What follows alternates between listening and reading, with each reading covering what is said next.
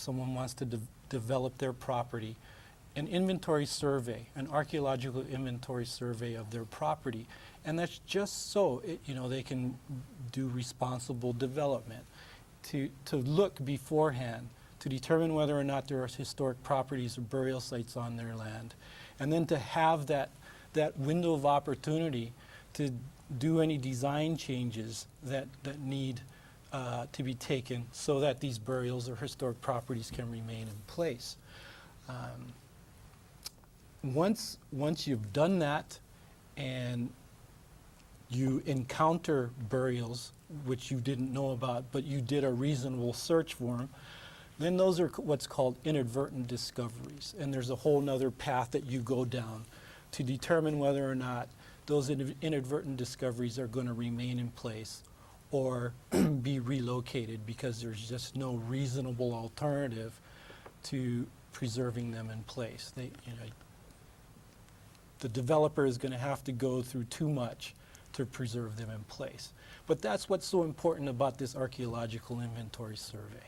That's why it's essential that the developer, I think, will, in the long run, if their bottom line is always the bottom line, how much money it's going to cost for them. If they're doing a good archaeological inventory survey, they're not going to get hit with back-end costs, such as what happened in the Walmart case, where there was no archaeological inventory survey done because the state Historic Preservation Division believed that since this was a land disturbance had occurred on this same property previously, there was likely no effect going to be felt on historic properties or burial sites. Well, that's proved to be wrong. And in reality, the State Historic Preservation Division had previous information that established that determination that there would likely be no effect on historic properties or burial sites because of past land disturbances was illogical at best. From 1986 until 2002, on 27 projects, I believe, in urban Honolulu, in the urban corridor, there have been at least 308 burials disturbed, desecrated. And so to suggest that prior land disturbance is an indication that you will not hit burials or historic properties is just something that needs to be jettisoned right now. And in fact, isn't it true that even after all the situation at Walmart, just a week or two ago, they found more inadvertent burials? Inadvertent, even though they had found burials previous.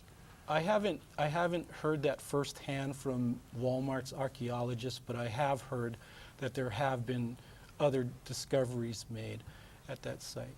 But getting back to your question about the process, previously identified burials would allow the respective burial councils, each island's burial council, to have an extended period of time in which to look for recognized descendants of those burials, whether they be direct lineal descendants or cultural descendants, to bring them into the process also, to get their mana'o on what should be happening with these burials. And then the burial council, rather than the State Historic Preservation Division, that portion of the Department of Land and Natural Resources, would be making the determination on whether to preserve in place or relocate based upon all the information they gathered, the mana'o of descendants, other information provided to them from other parties. And still with that ability, because the construction has not started, the first blade of ground has not been broke, to look a reasoned analysis to determine whether or not our iwi kupuna, which more than likely has been at rest in that place for over 100 years, should remain at rest, in that place. And so the burial councils have a very significant part to play in the process. And it's important to note, too, that burial councils aren't just made up of solely Hawaiians who are culturally knowledgeable. They're also made up of landholder interests. So it's not a matter of well, the burial councils will be those Hawaiians deciding on one-sided. No, it's very much involved by the landholder interests. So that confuses me as to why there's a resistance against taking it to the point of letting burial councils have more say. Well, it's important to note that burial councils are appointed by the governor. Yes. Yeah. And there's all kind of possibilities to take it in a new direction. I mean, Nordstrom's is going to be developing down by Ala Moana, and there's been information that that land was never disturbed. There's a good chance that that also will have burials, and there's a good possibility that they can show some leadership in taking things in a new and better direction to do a proper survey. We've been pursuing that. How about as far as the situation of Mokapu? I know that that was still an ongoing concern, and I know that the museum was involved with that as well. The museum's only involvement in Mokapu, at the end anyway, was as a caretaker of the iwi, thousands of iwi. That in a repatriation that has been completed by the Marine Corps with 21 organizations, maybe down to about 16 actively participating Native Hawaiian organizations. That's done. Where it stands now is those organizations are in the process of determining what final disposition is going to be. When that's done, the iwi would move from the museum and be reinterred at Mokapu. Mokapu is a great example of a great bad example, right? Mokapu is mostly wetlands. It's filled in the 30s and the 40s when the military was expanding its presence there. Dredged the beach areas, moved sand from beaches up to fill in interior areas. The sands included burials. Almost any public works project at Mokapu these days, I'm told, reveals iwi. Actually, let me just clarify something. The museum actually had a prior role in Mokapu. They were the original entity to go in, Dr. Kenneth Emery, and remove close to 120 individuals from the sand dunes there. And it was at that time that they identified the dunes at Mokapu and Halealoha as a treasure trove in terms of ancestral iwi Kupuna. Yeah. And it was from that initial excavation that arrangements were made between the Bishop Museum and the University of Hawaii Department of Anthropology to conduct excavations, mass excavations of our ancestors and their possessions. And some of the majority of the iwi that were removed from Mokapu Peninsula was not a result of the military's activities. It was a result of the efforts of the University of Hawaii and the Bishop Museum, jointly working on training students in anthropology, excavating ancestral remains. I mean, it's well documented. A professor from the University of Kentucky named Charles Snow wrote a book called Early Hawaiians, in which he documents the Mokapu collection and includes graphic pictures of him on the roof of, I think, Paki Hall at Bishop Museum with about 250 iwi po'o skulls laid out. And they're on another building taking a picture, waving, you know. Yeah. They have pictures of them walking, a kupuna who they wired back together to show that she had a certain medical ailment. Just outrageous actions, because somehow they didn't equate living Hawaiians as being connected to these people or even caring for them. Or cared. Okay. You know, I think at a very personal level, I would think that most people would come to the same conclusion. And if they were pressed with the need, somebody else's need, to move their parents' or grandparents' gravesite, I think they would come to a conclusion that they don't seem to come to when they're talking about somebody else's parent or grandparent. Right. You know, and that it's really that simple. And I think that's a message for people in general. If you try to internalize it and say, how would you act if it was your ohana? How would you act if it's your parents' or grandparents' grave that's being moved so that a road can come through, or in some cases so that a sidewalk can be widened? You know, how would you react if it's something that you placed in the casket with your mother or father that's now being removed by somebody else because they're curious about it? The family wedding ring. That's or really something, simple. yeah. Those are simple decisions for people to make. Yeah. So when that same person looks at a situation and they're dealing with my family or somebody else, another Hawaiian's family, and they come up with a whole different conclusion, to me that's because, number one, they don't respect me, or they don't respect us, or they've got some other interest that clouds the personal side of them that would come to a simple conclusion, and that is don't disturb it. And it's those other interests that we're kind of probing. You're talking about development and developers. That's the interest. In other entities, sometimes I wonder what is the interest, why they're willing to do that. Science, in some cases, bad science. What are some solutions then at a state level that we can begin to work toward, say, legislatively, or to clarify the need for early archaeological surveys of mass ground disturbing projects?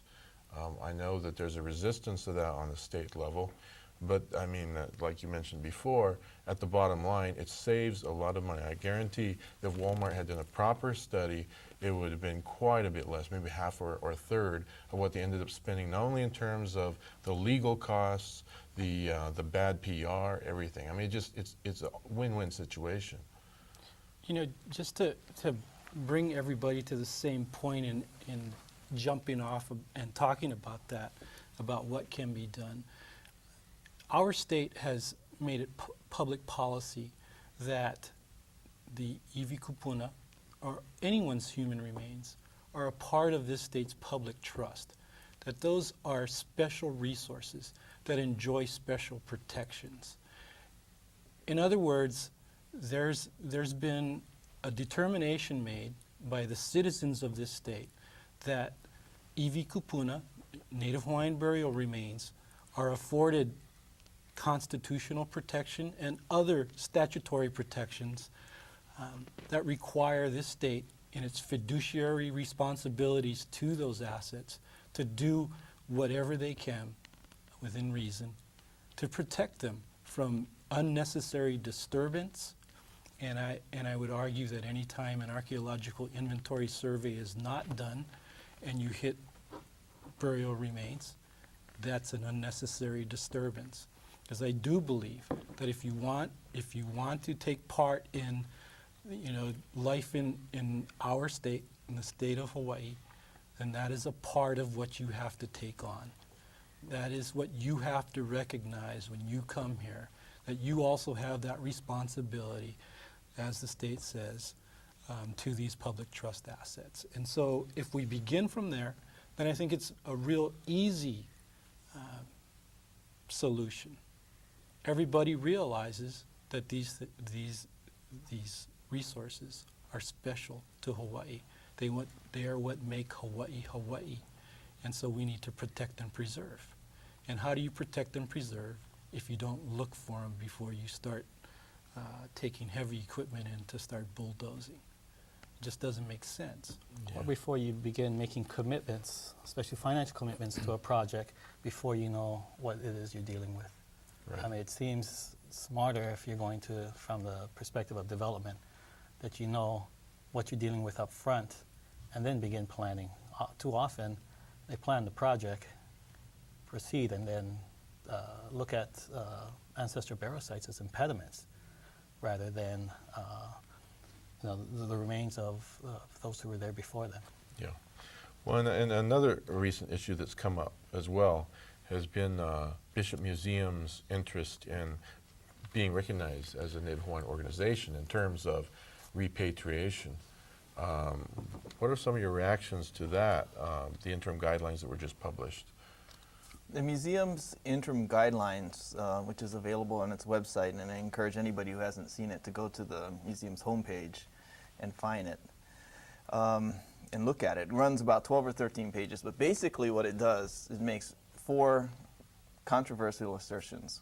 One, it says that the museum is a Native Hawaiian organization, as defined by NAGPRA. 2, that it's culturally affiliated as defined by NAGPRA. 3, that there are no sacred objects left in the museum's collection or objects of cultural patrimony. And the 4th assertion is that it has legal title to all unassociated funerary objects in its collection. What they're saying is that any moipu that was separated from the iwi at the time that it was removed from a cave or the sand, or even maybe after it came to the museum, is something that they have legal title to and therefore don't have to turn it over. In reality, none of those assertions are true. The museum is a Native Hawaiian organization, and they can possibly stretch the definitions. There's 3 criteria that the museum has to meet. They can probably stretch the definitions and qualify, possibly. As a culturally affiliated, I think that's very difficult for them to show a cultural affiliation, a tie, a physical tie, tangible one to a collection. About the only thing they can do that to is the founding collection, which is understandable. The founding collection was willed by Pauahi to her husband. When Pauahi died, she had in her personal possessions many things, not only her own, but that came to her through the Kamehameha line and Ali'i who preceded her in death. So this collection was fairly large. It was willed to Charles, who eventually created the museum in her memory, founded the museum with these objects to be preserved and to be provided for future Hawaiians. That's understandable. That's a small percentage of the museum's Hawaiian collection. The rest of it, they're not culturally affiliated to. In terms of sacred objects, that's it's a category where the law says a sacred object is any object that a present-day Native Hawaiian religious leader needs for the practice of a traditional religion, continued practice, or the renewal of the practice. The museum would like to say that there are no sacred objects in the museum's collection. And the reason they say that is because we are not currently practicing traditional religion. Well, that's false. Number one, I think that there's a great example, and the example is of makahiki that's resurrected throughout Hawaii. It's the celebration of Lono and celebration of the period of time, and any images such as the Lono staff at the museum, any images that were used as part of that celebration and that religious practice in the past is needed for the continued and the renewed celebration of it in the present. 4 primary gods, perhaps an infinite number of subordinate gods. Museum has well over 100 images of akua, of various gods. The museum has sacred objects, it's clear. For those of our viewers who don't know what the Native American Graves Protection and Repatriation Act is, it was a law that was enacted by Congress in November of 1990 that sought to address historic mistreatment of Native Americans, including American Indians, Alaska Natives, and Native Hawaiians, principally from the perspective of the raiding of their ancestral burial sites and their sacred sites and the removal of cultural items from those sites that have somehow ended up in the collections of either federally funded museums or federal agencies. So that was the federal nexus that Congress used to reach out and try to rectify this horrible history of mistreatment of Native people. And so when NAGPRA was enacted, Congress saw the statute as human rights, as civil legislation, civil rights legislation. It was intended to rectify past, abuse of Native people. By issuing this guidance, the Bishop Museum has turned that completely on its head, because the law was passed to empower Native people to be responsible to their ancestors with regard to their ancestral remains and cultural items that are in museums like Bishop Museum. Right. In all of Hawaii, the #1 institution that raided and looted Hawaiian burial sites is the Bishop Museum. The guidance talks about the history of our ali'i bequeathing items to the museum and keeping them there. That's my kai. What it doesn't tell you is what Kenneth Emery did. It doesn't tell you what Keith Jones did. It doesn't tell you what all these anthropologists and archaeologists did when they went out and raided sites on Mo'omomi, where I'm from, on Molokai, Kalei, South Point, all the islands, spare none. They went out and looted ancestral burial sites and brought them back. So that history is not being discussed, and the NAGPRA was intended to allow for the retrieval of those items that should never have been collected in the first place. The museum, by inserting itself, not just in terms of a museum dealing with claimants, but inserting itself as a claimant as well, has profaned that process.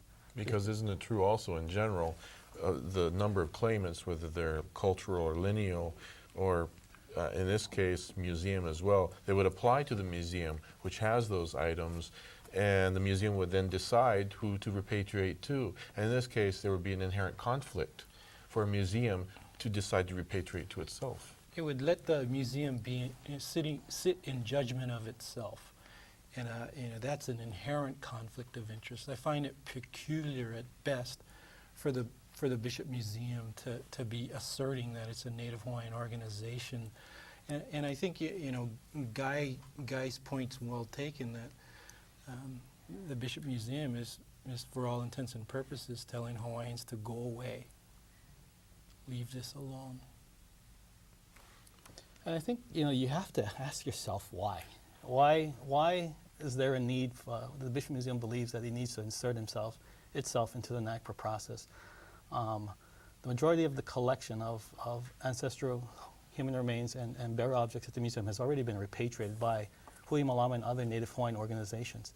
So in terms of necessity, is it necessary? No.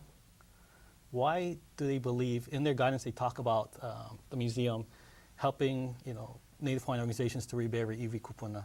We know how to do that already. So there's a real arrogant and paternalistic air to these guidance. Why is it necessary? No. So why would you do it? Well, one reason is to block repatriation. As the museum, if it received a claim, say for like a sacred object or cultural patrimony, if it cannot prove that it had right of possession, if it cannot prove that it obtained the item with the voluntary consent of someone who was authorized to transfer it, Right. then they have to repatriate it. Okay? But if they become a claimant and file a claim, then the museum doesn't have to repatriate on the NAGPRA if there's competing claims for those items. The only conclusion that I believe this guidance makes clear is that, like what Guy said, is it's the museum's way of guaranteeing that it will not repatriate cultural items that it believes should not be leaving that would otherwise be returned to Native Hawaiians. So the question is what they're doing consistent with what Congress intended? The answer clearly is no. I think they're attempting to use as has been said, they're trying to use the law to actually protect their collection and grow its collection, because as a Native Hawaiian organization, it can make a claim on a collection of another museum and actually increase, if they're successful, increase the number of holdings that they have of Native Hawaiian objects. And trying to connect the dots. There's 5 areas in which the federal law requires the museum to repatriate. In 3 of those areas, they're trying to arbitrarily close the door by saying, don't send us any notices, don't make any claims, because we don't have sacred objects, we don't have objects of cultural patrimony, and anything that's an unassociated funerary object, we own. And if we own it, you can make a claim, but we don't have to give it back to you as long as we prove we own it. So they try to do those 3 things, and I agree with Halealoha. Most of the human remains have been repatriated, and as far as I know, most moipu that are associated with those human remains have been repatriated too. I think what the museum is trying to do in terms of claiming that it is a Native Hawaiian organization with standing and culturally affiliated, that's the trump. If the other 3 things don't work, then it inserts itself in the process and stalls it. Because there's a provision in the law that says that the museum and the museum only, in its role in deciding who is the most appropriate claimant, can retain the objects if it cannot make that distinction. So if we are all claimants for something at the museum and they successfully insert themselves, if they don't want to repatriate it, all they have to do is not agree on who has to get it, who gets it. True. And they can sit on it indefinitely. I think another thing is that, as I understand it, defining themselves as a Native Hawaiian organization, an NHO, the definition basically says that your primary purpose is to serve Native Hawaiians. Now, certainly that's one of their purposes, but it's not their primary purpose. It's a much larger mission that they seem to have set for themselves. So I would propose, too, that if they are indeed going to be credible at being an NHO, then a lot of the programs to do with dinosaurs and roller coasters and that kind of thing going to have to be recast, and it needs to be a broader service to Native Hawaiians if you're defining yourself as primarily serving Native Hawaiians. I would agree. Like I said earlier, I think they could stretch the definition and conclude, since they only have to convince themselves in many cases that they're a Native Hawaiian organization. But in truth, no, the museum would be hard-pressed to prove that it serves the interests and represents the interests of Native Hawaiians as a primary part of what they do. I don't think they could show that they serve the interests of us in any way that's materially different than the interests of any other ethnic group in Hawaii. That'd be very difficult to do. And there are a number of smaller things that bothered me as well. For example, the idea that the overthrow of the state-level kapu system in 1819 was equated as to the end of all Native Hawaiian religion, which is patently false. It continued at community level all the way up to the present. So there have been restorations, revivals, renewals, but it's always been consistent. And I think what's important to recognize there is, with the NAGPRA definition for sacred object, is it's defined by the perspective of the practitioner. Right. So, how is it that the museum could say that they have no sacred objects when it's religious leaders and cultural practitioners who would be defining what particular practices are being continued and renewed, and therefore what items that the museum has fits those practices, and therefore raises the question on right of possession. Unless, of course, they think they are cultural practitioners. But even if they are, and I don't agree that they are, but even if they are, they're not in a position to speak on, that's the arrogance of this. Right. They're not in a position to speak on behalf of the Hawaiian culture, of all Hawaiians.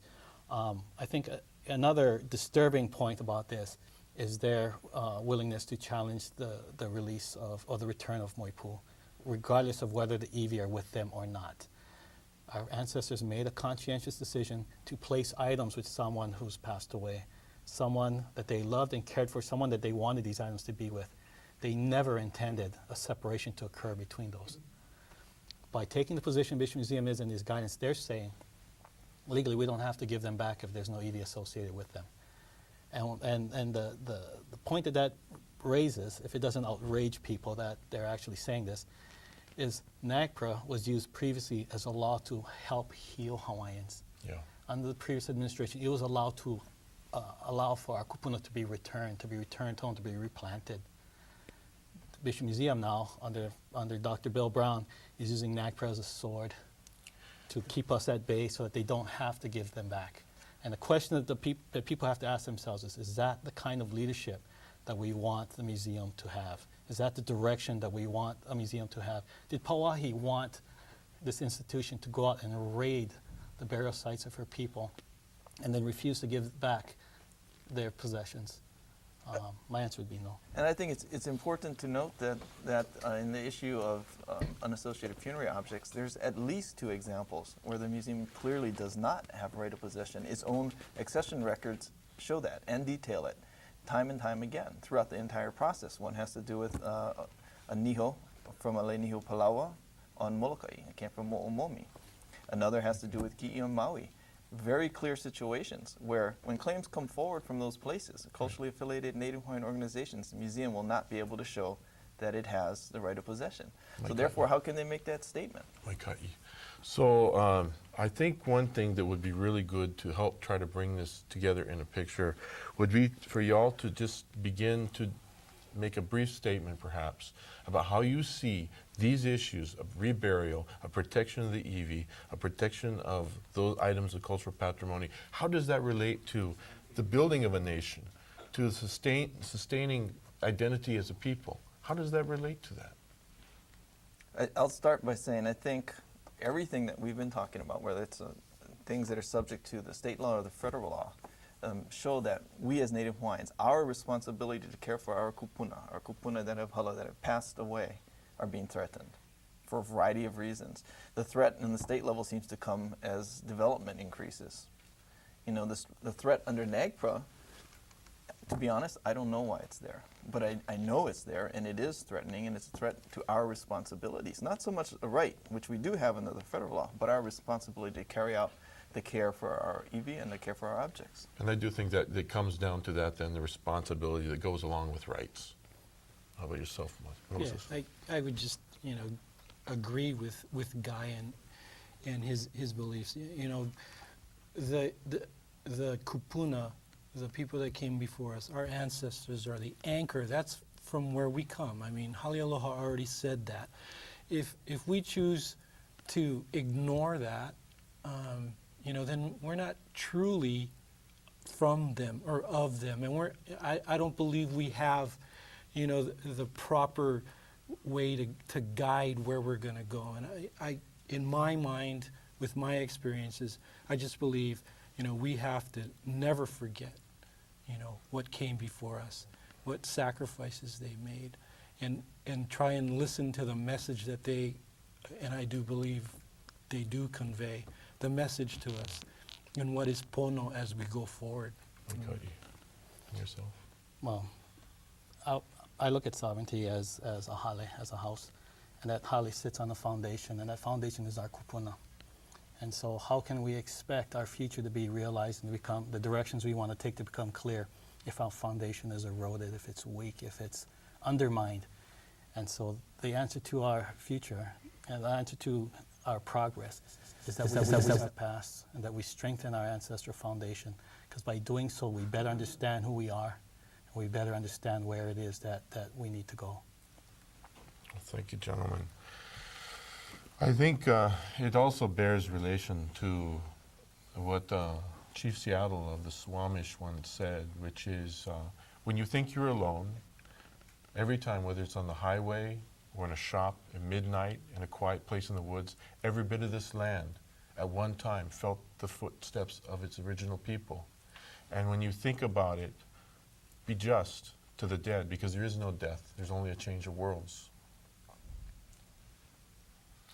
So thank you very much for joining us today. There's so much to talk about the ancestors, about how it's affected each of our lives, about the various ways that people are being impacted and will be impacted. And I hope that we'll eventually get together again soon to discuss some of the other issues. We've just touched on so many, but I hope to have you folks back again soon.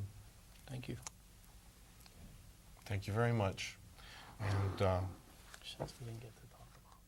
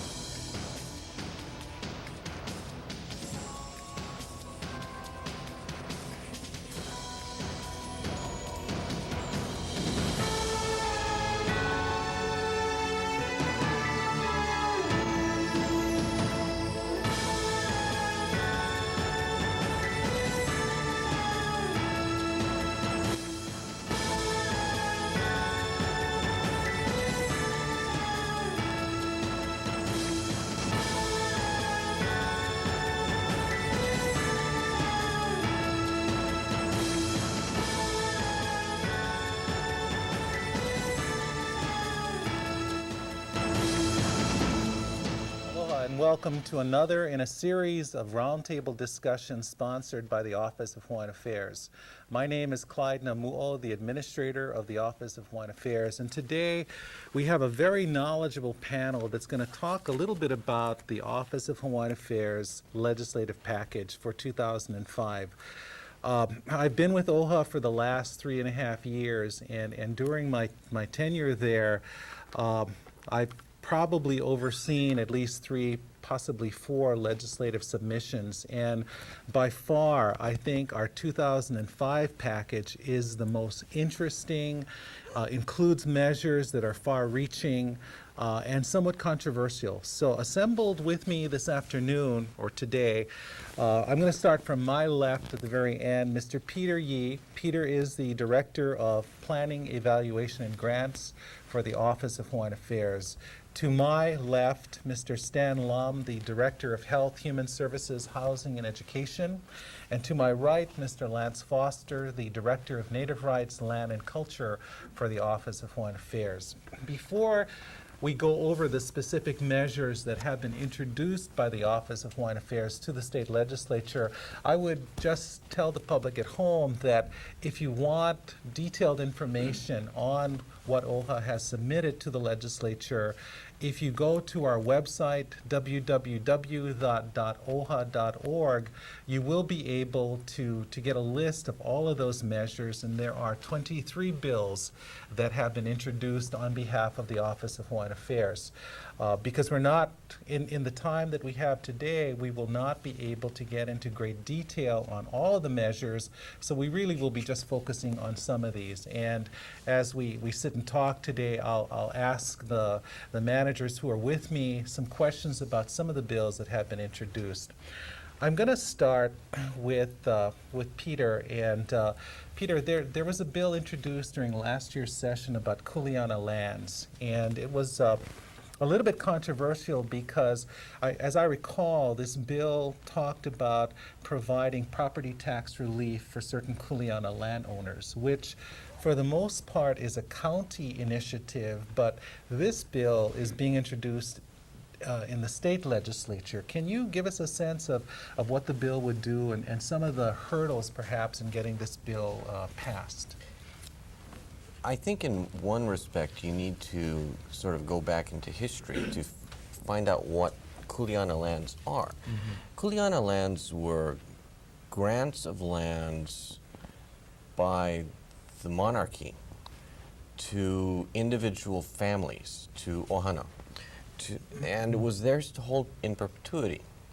It was initiated actually before the Great Mahele, and it was an opportunity for certain ohana to be able to take care of and manage their own lands without becoming konohiki owners, without becoming part of the ali'i. These lands have transferred down from generation to generation to generation for over 100 years. And what we're discovering is that there are very few of these kuleana lands left because they have either been subdivided within the ohana, or because there have been no survivors of the ohana, they escheat back to either the state or in some cases back to OHA. One of the reasons why these lands are being abandoned or sold is because the families can no longer pay the property tax that the counties assess. And it was the Board of Trustees' sense that we needed to be on record to at least try to do something to preserve what few parcels of kuleana land for those homeowners or for those ohana who are finding it difficult to meet the property tax burdens. So if I were the owner of a kuleana parcel of land and this bill were to pass, would then I be exempt from paying real property tax then on my parcel of kuleana lands? Is that how this thing would work? The intent of this bill is to require the counties to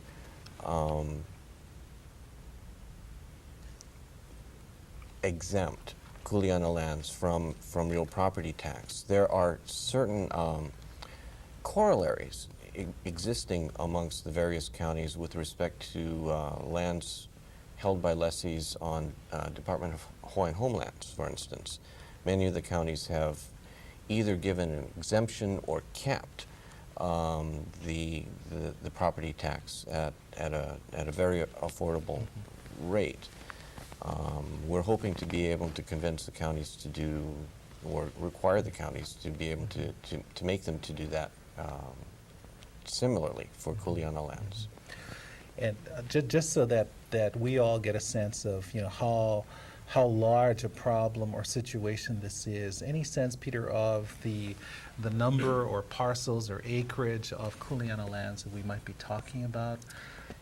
Is it a huge amount that by exempting these parcels from real property taxes, in fact, you would be then forcing the colonies to look elsewhere for revenues? It's a relatively small number of parcels that we're talking about. They're the largest number of parcels, and I'm not sure whether the acreage is larger, but the largest number of parcels is on the Big Island. Many of these parcels are also landlocked. They're surrounded by other pieces of property that are owned by private owners in fee simple, and so that it's very difficult for these families to generate any kind of income from them. Okay.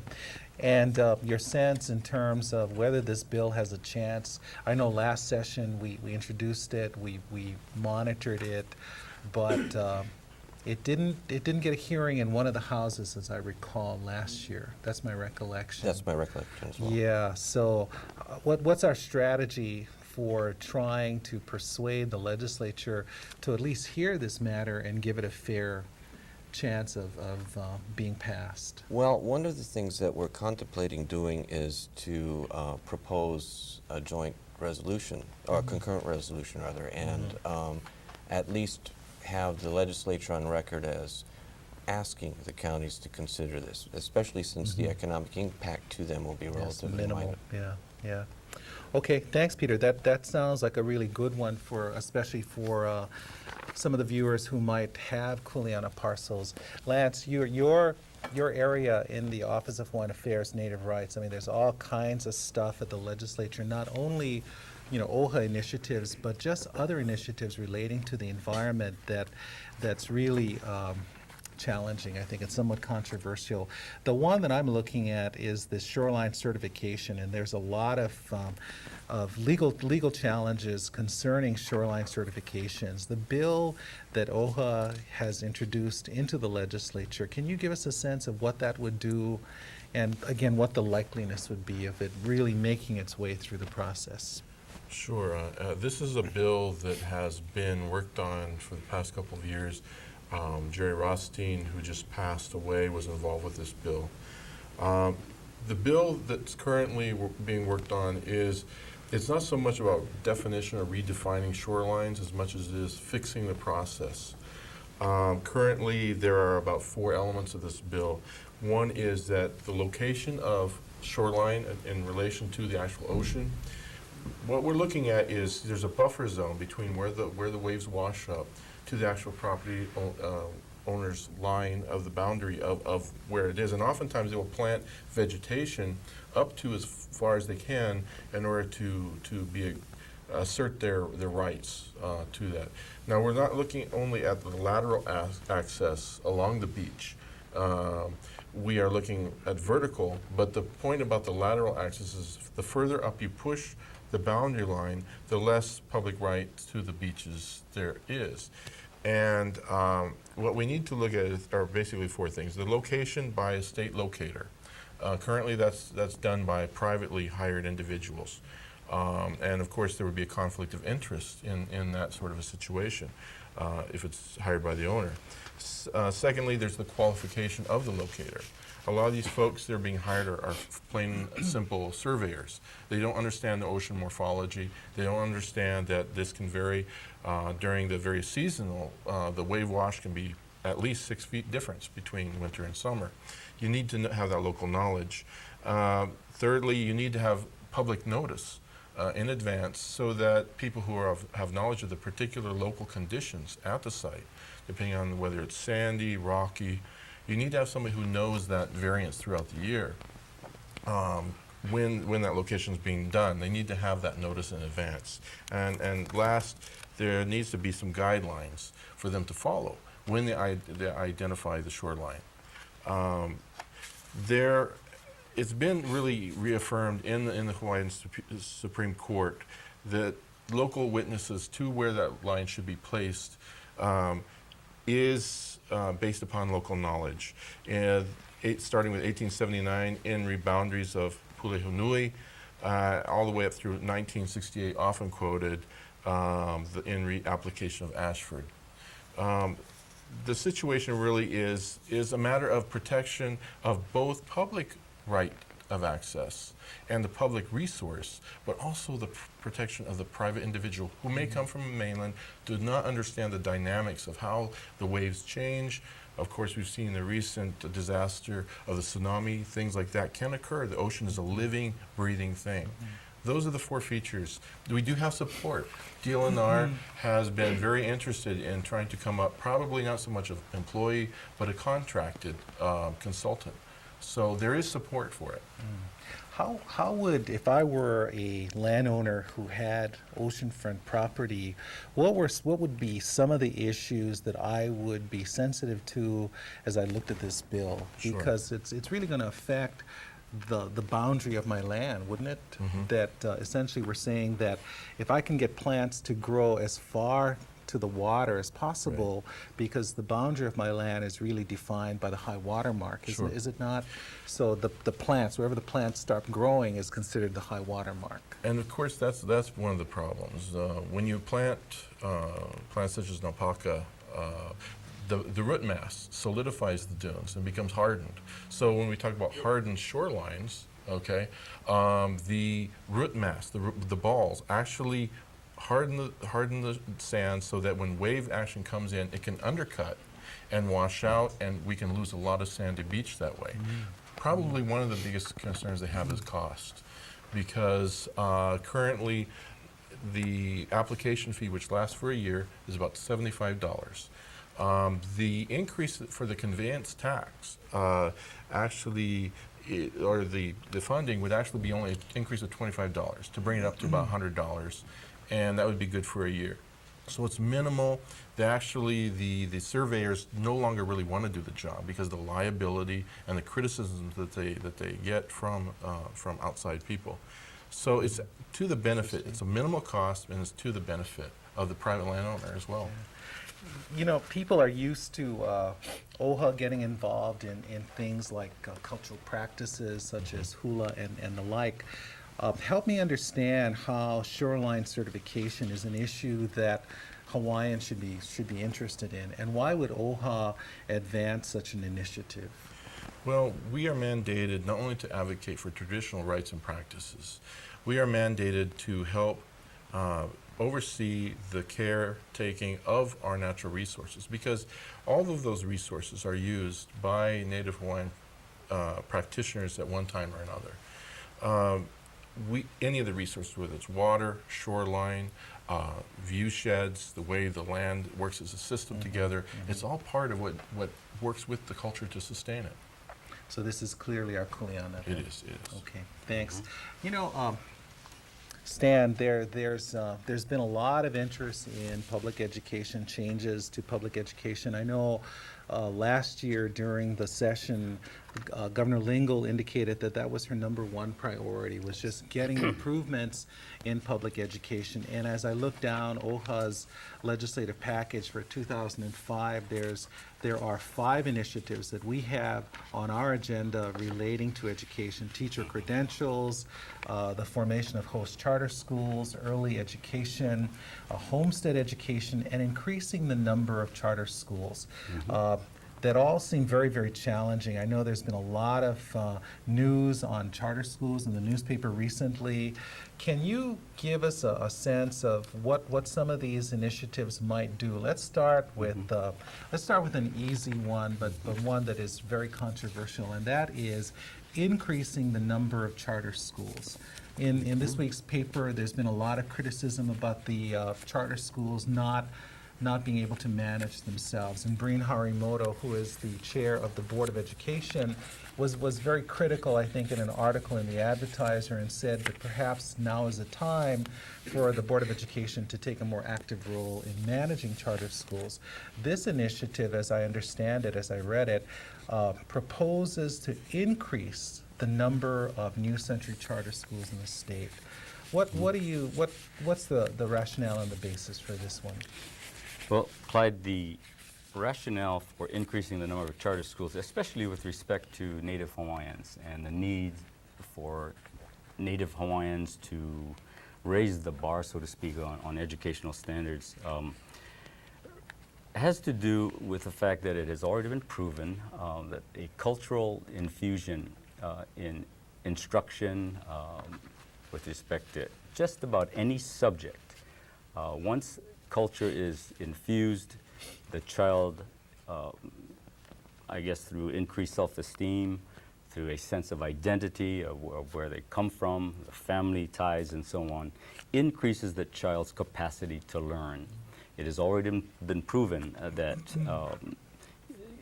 children in charter schools have performed very well, although the results are somewhat inconclusive because of the low numbers that kind of statistically do not weigh that heavily. The fact is that many of the students have improved scores, standardized scores, especially in grades 3, 5, and 10. Math and reading scores have really improved. So there's definitely a benefit to having those kinds of schools that emphasize Hawaiian language, culture, and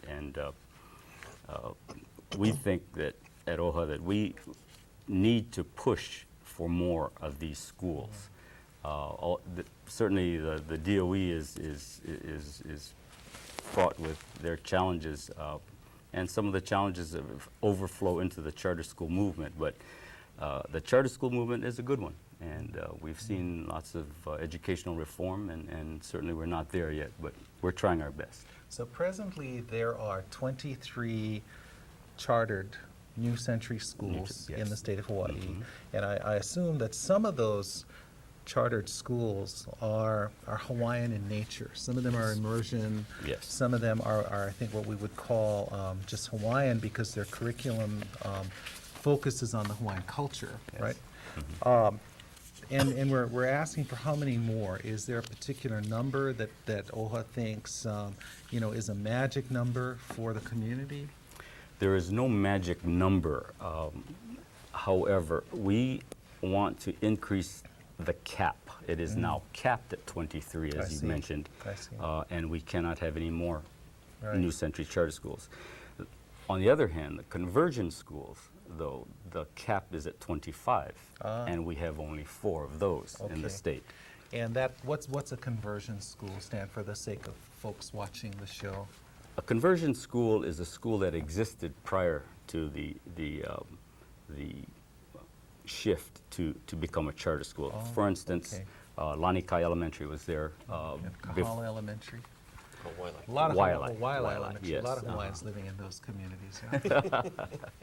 Yeah. Tell me, for again, for the sake of those people who are watching, if I had a child in a public school, can I simply say I want to take my child out of the public school and put that child into any charter school across the state? Is that how this would work? Or are the district boundaries, am I restricted by district boundaries? With respect to charter schools, you are not restricted as such as you would with respect to district exception for the traditional schools. You are given a choice, and that's probably the biggest underlying feature of a charter school, in that you do have choices. Parents' involvement and community involvement is the key to a successful school. With respect to curriculum, it is more flexible.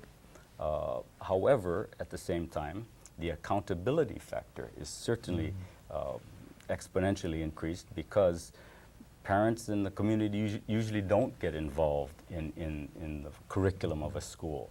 But this charter school movement certainly gives parents a bigger choice to send their children. I heard you use the phrase movement, which would suggest that this is not just limited to Hawaii. Is it your understanding that it's a national movement to increase the number of charter schools across the United States? In or- fact, that's absolutely correct. It's a national movement. The federal government recognized the need for alternative education, and the charter school movement is a wonderful reform first step. I assume none of us here have kids in charter schools. So anyone? Peter, your Lance? No? I was wondering, one of the concerns that I've always had with immersion schools and charter schools is whether or not there truly is academic rigor in these programs. And, anecdotally, I've heard people say, well, they learn a lot about the Hawaiian culture, but people aren't all convinced that there is academic rigor. What's your sense, Stan, in terms of working with the community? From what I've seen and going and paying visits to various charter schools around the state, no one, I don't believe anyone can say that the rigors of the academia in a charter school is any less than that of a traditional school, Clyde. It's Well, that's good to hear, because yeah. I want to feel comfortable that, when people are given choices in terms of how their children are educated, that we all live up to a particular standard, because it always worries me that we're producing students or graduating students who may or may not be able to thrive in the real world. And Absolutely. But that's again an initiative that the trustees have supported. Let me shift a little bit, because for those people who watch the show at home and may have some knowledge of the political arena, these bills need to go through both houses. So we introduce bills in the House and in the Senate, and it really talks a lot about how that political process works and how it may or may not affect Hawaiians. Another political process is the boards and commissions that are established in government. And a lot of decision-making is not always centered in the legislature. There's a lot that goes on before regulatory boards and regulatory commissions. And I noticed, Peter, that there are 4 bills that OHA is introducing this year relating to boards and commissions. One calls for a nomination from the OHA trustees to the Board of Land and Natural Resources. There's another one that talks about nominees to the Coastal Zone Management Commission. Can you give us a sense, Peter, of why would this be important? What's the point here? It seems like OHA is asking for something that may or may not be appropriate. What's your sense of these bills? These 4 pieces of legislation to have a nominee presented by the Board of Trustees of OHA to the Land Use Commission, to the Board of Land and Natural Resources, to the Coastal Zone Management, Commission on Coastal Zone Management, and to the Public Advisory Commission on Water Resource Management. The purpose was to fulfill, both from our standpoint, from OHA's standpoint, and the state's standpoint, that provision in Article 12, Section 5 of the Hawaii State Constitution that says that OHA is required to serve as a principal agency in the state responsible for the performance, development, and coordination of programs and activities relating to Native Hawaiians and Hawaiians. Now, there is nothing more precious to the Hawaiian culture than its land, its coastal resources, and its water. Yet, since 1978, there has never been an opportunity for the Office of Hawaiian Affairs to propose to the decision-making authority, whether it's the governor or a department director, a slate of nominees. This morning we had a hearing in front of the a joint committee of the Committee on Water, Land, and Ocean Resources and the Committee on Hawaiian Affairs in the State House. And at that hearing, representatives of the Department of Land and Natural Resources and the Department of Business, Economic Development, and Tourism, or basically the Office of State Planning, came out and opposed these 4 bills by saying, well, the statutes in these bills, the statutes that create these 4 commissions, say Well, you're supposed to take into consideration all of these factors. You're supposed to take into consideration when you appoint or you nominate a person to fill one of these positions, their familiarity with cultural practices, their familiarity with of Native rights, their familiarity with Hawaiian traditions. But the fact of the matter is that still sidesteps the mandate in the Constitution, which says, OHA, you're supposed to be the people who are doing this. And so unless we put forward this proposal, it's never going to happen, and we're just going to have to be at the whim of. Right. And the other factor, and this is something I pointed out to the Joint Committee, was that there's nothing requiring any of these people to hold, any of the appointees actually to hold those qualifications. It's merely advisory. They must be taken into consideration. Yeah. Did the Office of State Planning go as far as to suggest that the representatives on these different commissions are in fact taking into account those cultural sensitivities? No. Oh, interesting. So they're simply saying that it's supposed to be, so therefore it is. I mean, that for the sake of our viewers, Peter, can you just go down the list of the commissions that OHA is asking to, and I for the clarification here, as I understand it, the trustees are not saying let's put an OHA trustee on these commissions, because in one of these instances, there's a specific legal prohibition against having an elected officer on it. The trustees are simply saying that they would provide a list of nominees to the appointing authority. Is that your That's understanding, Peter? That's correct. Okay, can you just let the public know then what are these commissions that OHA's asking to have a seat or recommendations for? The first is the Land Use Commission. The Land Use Commission really sets the development guidelines for all of the lands in the state.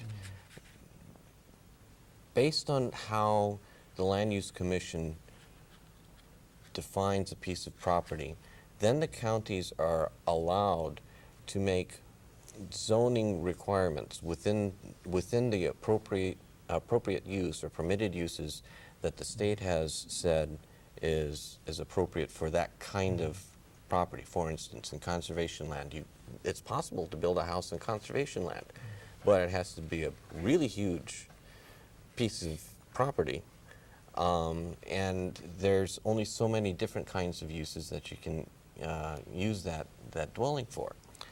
The other is the Board of Land and Natural Resources.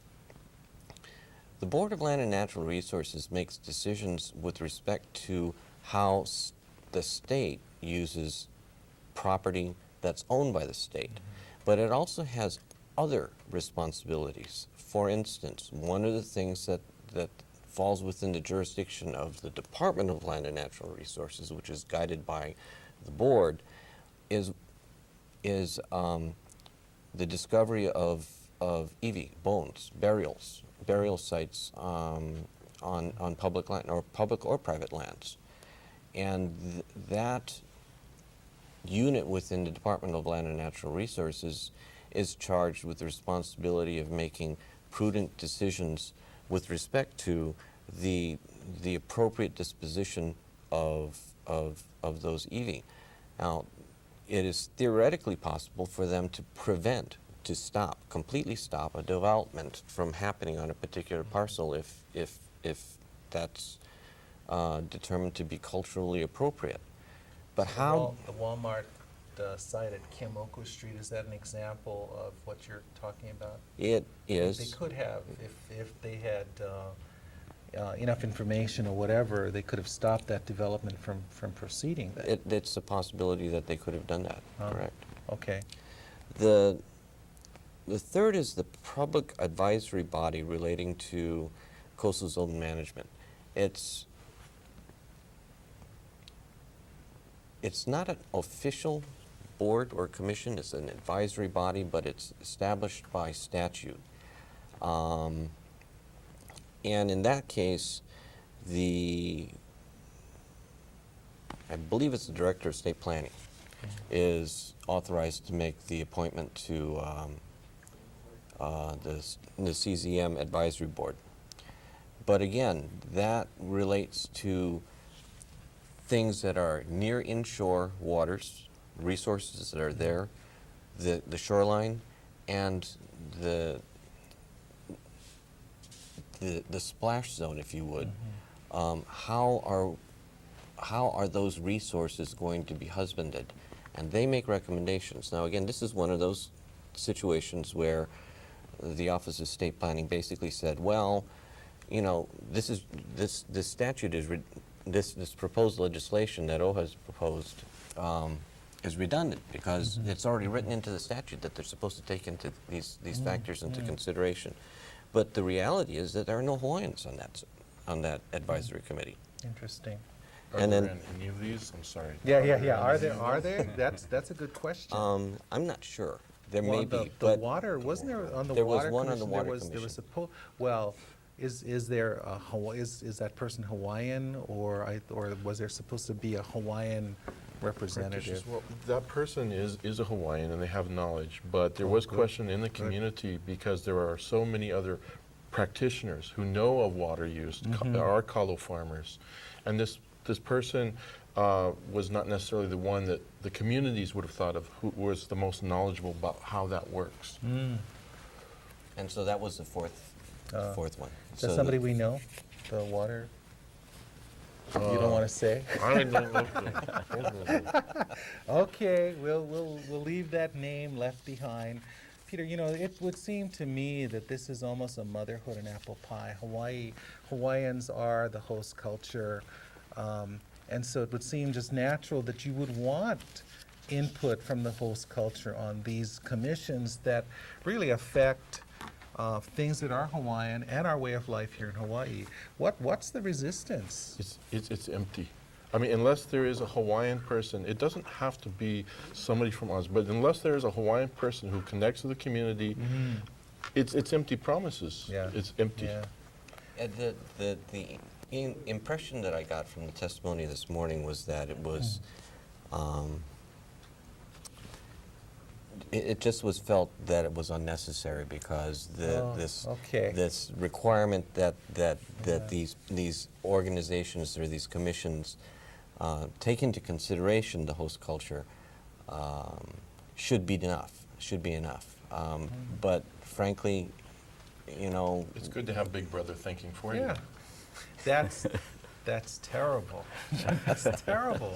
How can we, you know, people who watch this program, people who care, people who believe that a Hawaiian voice is critical when it comes land use? I mean, these people are actually making decisions in terms of how huge parcels of land can be used, whether they go into conservation or not. So how do we persuade the government to pass this? How do we convince the legislature to pass it? well, I believe that this morning's hearing, that the committee on the joint committee on So that would be Would- Ezra Kanoho Ezra for water, Kanoho land use, and Representative Saiki for Okay. Hawaiian Affairs. I believe that committee will pass these four out. Good. The next one will Good. go to finance. I'm not sure why it would go to finance because there's no The financial cost, yeah, no cost implication. there's no cost implications, but the next referral is to finance. Oh. So, you know, people who think that this is an important issue and that we should have They should call. representation, they should call. And the number, I'm sorry, we don't have the number, but Representative Ezra Kanoho, Representative Scott Saiki, Representative Dwight Takamine, who is the finance Finance chair. chair. You know, right now, I guess the House is moving some of these initiatives forward more quickly than the Senate. So have any of these matters been scheduled in the Senate yet No, for none hearing? of our bills have been set in Okay. the Senate. Okay, but obviously, these are really, really critical. If we're going to say, hey, Hawaiians need to be at the table to make sure that our way of life is preserved, then this certainly is a way to do that, would it not be? Yeah, it's Yeah. time to let us in the hale. And, Yeah, and yeah, It's in the Constitution. It's in the statutes. It's in the court cases. And without Hawaiian representation on each of these boards, the credibility is Yeah. not. well, we passed on the phone number, and I really think if people care, they absolutely need to do it. Let me quickly summarize for you two measures that that are repeat measures to the legislature. The first one has to do with ceded lands, and Peter, you drafted this bill for us. For the sake of the public who's watching this program, you know that given the Hawaii Supreme Court's ruling in the Arakaki matter, I'm sorry, that's on my mind, here, the ruling on the Healy matters, essentially what the Supreme Court said was that Act 304, which was that section of the law that really said how much money OHA would get from the ceded lands to form the public land trust for the sake of their Hawaiian beneficiaries, was overturned on September 12th, one day after September 11th of 2001. And the Supreme Court said, oh, okay, because there was a conflict in federal and state law, the entire Act 304 was deemed to be null and void.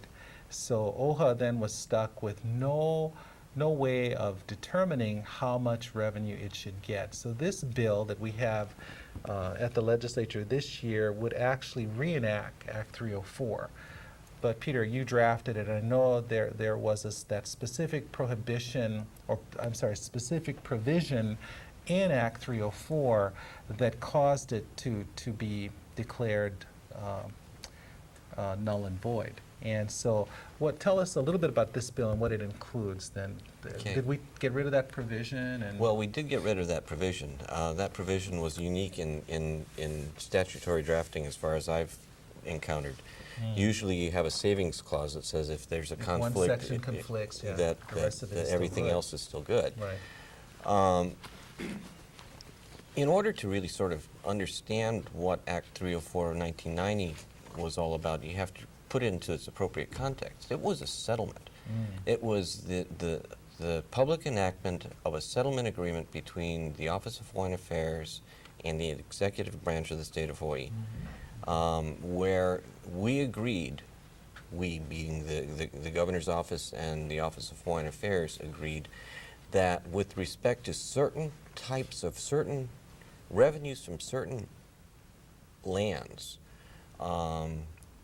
which were part of the public land trust that was returned back to the state of Hawaii after statehood, would be used in the calculus to determine how much money the Office of Hawaiian Affairs would get under both its constitutional and statutory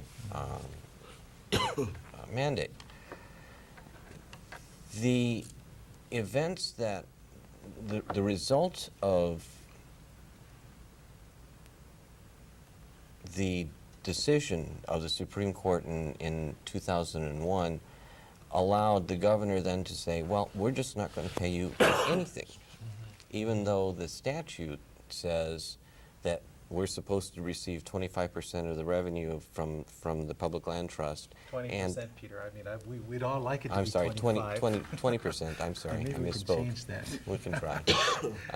And the Constitution says that we're supposed to receive a pro rata share of the revenues from the public land trust. That's how we were supposed to be funded.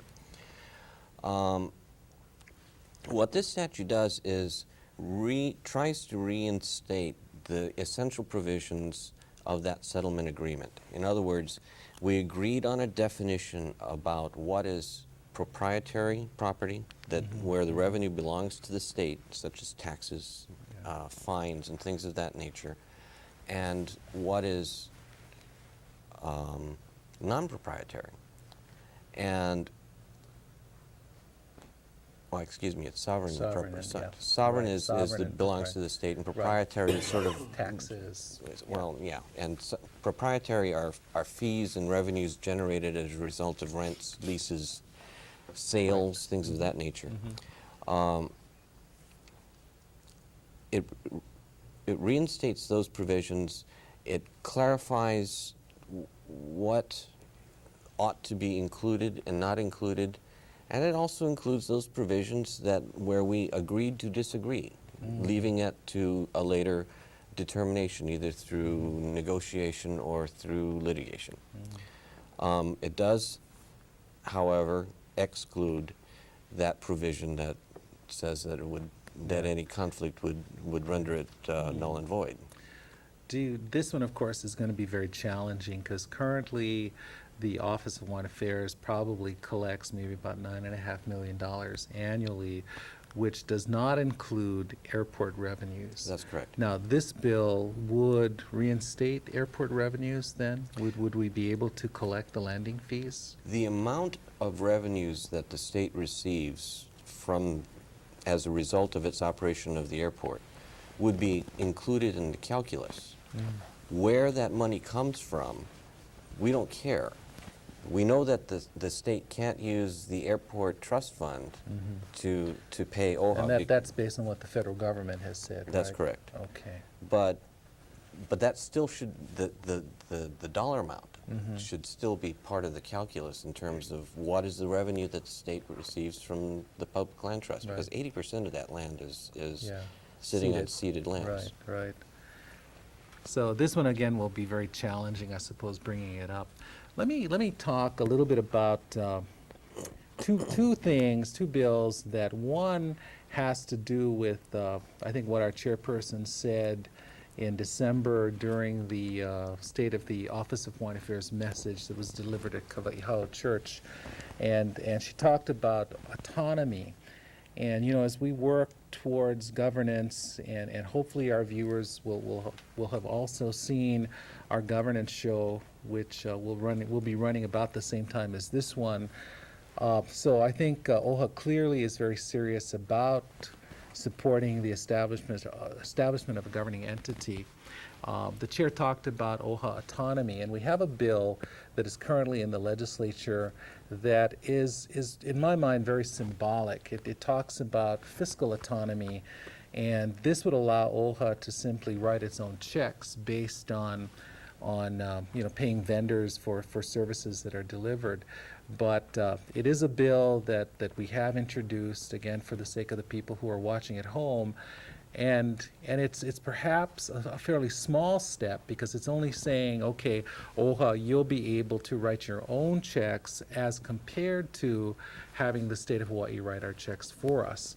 And it will help, I think, at some point in our transition from a state agency to part of the Hawaiian governing entity. So that's a good thing. Just want to let people know. The next one has to do with an OHA building.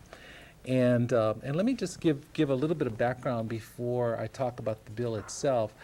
When OHA was putting together its strategic plan, and this occurred at about 2001, one of the issues that kept coming up over and over again in our community meetings was that the Office of Hawaiian Affairs really needs to have a building. They need to have a place. They need to have a structure that when people come, there is a sense of stability, because OHA, over its 20 years of existence, has always been in rented facilities. Very nice rented facilities, but rented facilities nonetheless. So the trustees, I think, took this to heart and really started looking at, well, what are those possibilities in terms, should we buy a building? Should we build a building? Most recently, we've looked at Kaka'ako, and for people at home, if you are at all familiar with the Waterfront Park, that's part of the Kaka'ako Redevelopment District. And there is a parcel of land very close to the park that OHA is looking at. And at this point, there's probably a graphic up on the screen that gives you a sense of what the map looks like. Now, that parcel of land is right along the waterfront and right adjacent to the park. And this is a parcel of land that OHA is looking at now, not just for a building or an office facility for OHA and its offices, but also as a Hawaiian community center, because there are, and I'm not criticizing the Filipino Community Center or the Okinawan Community Center, but the Hawaiian community does not have a place that it can call its own. So this bill that we have introduced into the legislature says that the cost of building this facility, and there's the illustration there of what this facility might look like, should be shared between the Office of Hawaiian Affairs and the state of Hawaii. because, again, the facility will be used as a community center and as part of OHA's offices.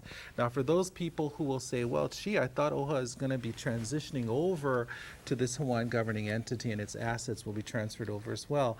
You know, that, of course, is a decision ultimately that is made by the trustees, but clearly any building, any piece of property that is acquired could easily be transferred. So I don't want people to view this as somehow OHA's attempt to keep themselves in business now and forever and ever and ever. So, but I am saying that clearly our trustees believe that this responsibility for developing such a facility should be shared by the Office of Hawaiian Affairs as well as the state of Hawaii. And so we do have a bill in the legislature asking to have them join us and be a part of that. Let me go back to education for just a moment. We have a bill in that talks about teacher credentials and licensing. And, you know, Stan, that this is your kuleana. I know that there's already a severe shortage of teachers, and so now we're talking about putting in a bill that might make teaching even more challenging for people to get into. Can you give us a sense of what this bill would actually do, and why did OHA feel that teacher credentials was something that we needed to take a position on? Thank you.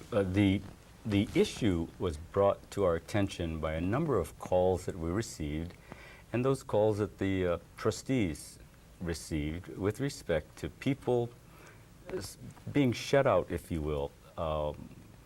Many of these are Native Hawaiian teachers and instructors who come to the point in their careers where they want to try something different, or they may be offered a new position to teach something else, and they are required to go through a very serious and arduous exam to pass, simply to remain in the educational system.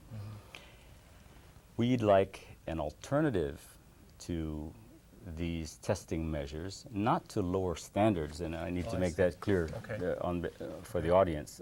We're not lowering the standards by any means. We are just offering a new or an alternative to credentialing, in that we would like an appropriation to help those who need to get past the what is called the praxis, those who cannot afford to get help with respect to preparation for the praxis. And these kinds of measures will allow very dedicated and already qualified teachers to remain in the teaching profession. You know, Stan, there's that Kupuna in the school program. Is that what this would affect? Or is it? Well, as you know, some Kupuna are in fact qualified teachers and they are certified. This does not necessarily cover all Kupuna. Many Kupuna are in the schools because of the wisdom and knowledge that they have from their history and family history. This refers mostly to those teachers who are displaced or may become displaced as a result of not passing this praxis. Oh, okay. And are there a lot of Hawaiian teachers that are affected by this then? We don't know. We're still trying to determine how many are affected. However, we do know it's an acute problem. On the mainland, for instance, they use a praxis prior to those, when students are interested in teaching, they use a praxis just to get into the profession. We're using it at the tail end, which is not good use of that test. Right. Oh, interesting. I didn't realize that. So for people who have retired from another occupation and want to try their hand at teaching, those are the folks that would be affected by this. Absolutely. Okay, well, that's good to know. We're not relaxing the credentialing requirement. I was a little bit confused by it. Lance, you know, there's a bill that your Kalei brought forward, and it has to do with cultural kipuka. Yeah. And I found that so challenging, and I kept reading it and rereading it to see how that term is defined. And this is not a bill, I guess, that we're asking for. We're asking for a resolution that we want both the state House and the state Senate to adopt this resolution to accord consideration to rural Hawaiian communities or cultural kipuka. Can you explain to us and the viewers what that means? Well, we realize, for example, because of the economic situation in the country, Hawaii is experiencing another boom, much like the one in the 80s, in which there's huge changes going on right now. A lot of places are being challenged by increasing tax rates, projects that spring up next door where you didn't even have any idea that we're going to do that. Well, if you look at an analogy to the natural process, when a volcano, the lava comes out of a volcano, you can see this at Mauna Kea before you go up to the observatory. There's a green area. There's a green hill, got all these old plants. What happened was the lava came down, it flowed around a high point, and there's a relic landscape from before the eruption. What a cultural kipuka is then, as this eruption continues from the mainstream culture and inundates in some ways the traditional local culture based upon Hawaiian culture, this lava tends to efface everything that it covers. It changes it. Honolulu is a big example. And so there are certain communities on the various islands that have survived, not only as ohana, as a community doing traditional practices, but also that connection to the land, to the sea, to the ko'a, to the heiau, to different things like that, as systems. And so what a cultural kipuka is then, is one of those relic communities from the older times. We'd like to really bring those to light. First of all, this bill does two things. It recognizes their existence in this face of this onslaught. And secondly,